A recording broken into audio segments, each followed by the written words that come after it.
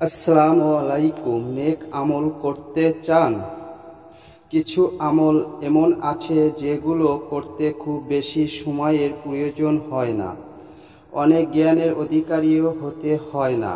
কিছু এগুলোর ফজিলত অনেক বেশি, যেগুলো বান্দার আমলনামাকে ভারী করে। যেমন রাসূল সাল্লাল্লাহু আলাইহি ওয়াসাল্লাম বলেছেন যে লোক আমলের আগে একবার বলে সুবহানাল্লাহিল আজিম। আশা করি সম্পূর্ণ সূরাটি শুনুন।